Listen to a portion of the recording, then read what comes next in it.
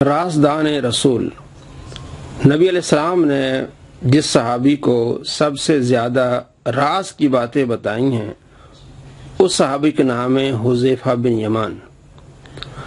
حضرت حذیفہ بن یمان رضی اللہ تعالیٰ عنہ کہتے ہیں، ترمذی شریف میں حدیث سے 3781 کہتے ہیں کہ ایک دن میری والدہ نے مجھ سے پوچھا کہ کتنے دن ہو گئے تم نبی علیہ السلام کی بارگاہ میں نہیں گئے؟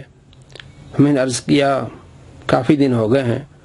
تو میری والدہ خفا ہوئیں، نالہ ہوئیں، تو میں نے عرض کی کہ آج مجھے اجازت دیں، آج میں نے مغرب کی نماز نبی علیہ السلام کے پیچھے پڑھنی ہے، اپنے لیے دعائے بخشش کروانی ہے اور آپ کے لیے۔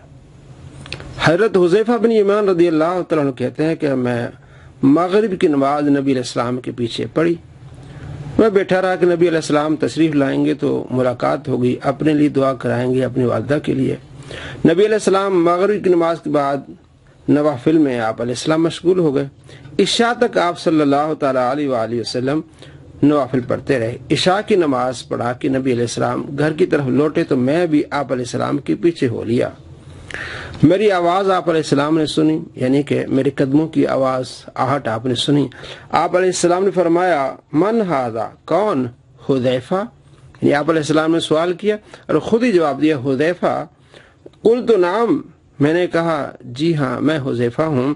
آپ علیہ السلام فرمایا ما حاجتک، تیرا کیا کام ہے، تمہیں کیا ضرورت ہے؟ غفر اللہ لک ولامک، اللہ تیری بخشش فرمائے اور تیری والدہ کی۔ ابھی سوال نہیں کیا، دل میں ہی سوال ہے، دعا کروانی ہے۔ نبی علیہ السلام فرماتے ہیں اللہ تیری بخشش فرمائے اور تیری والدہ کی۔ یہ وہ علم ہے، علم غیب جو اللہ نے اپنے محبوب کو عطا فرمایا ہے۔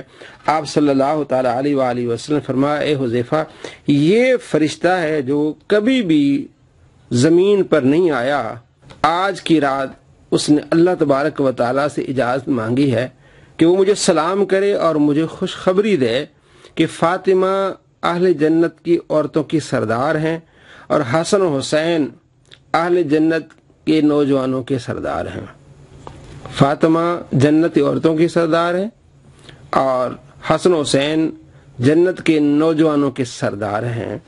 تو آپ صلی اللہ تعالیٰ علیہ وآلہ وسلم کے اہل خانہ سے محبت، آپ صلی اللہ تعالیٰ علیہ وآلہ وسلم سے محبت، آپ علیہ السلام کے صحابہ سے محبت اور آپ صلی اللہ تعالیٰ علیہ وآلہ وسلم کا علم یہاں ظاہر ہو رہا ہے۔ ہمیں بھی اپنے محبوب صلی اللہ تعالیٰ علیہ وآلہ وسلم کے دین کی تبلیغ کرنی چاہیے اور ایسی باتیں آگے پھیلانی چاہیے، شیئر کرنی چاہیے۔ السلام علیکم ورحمۃ اللہ وبرکاتہ۔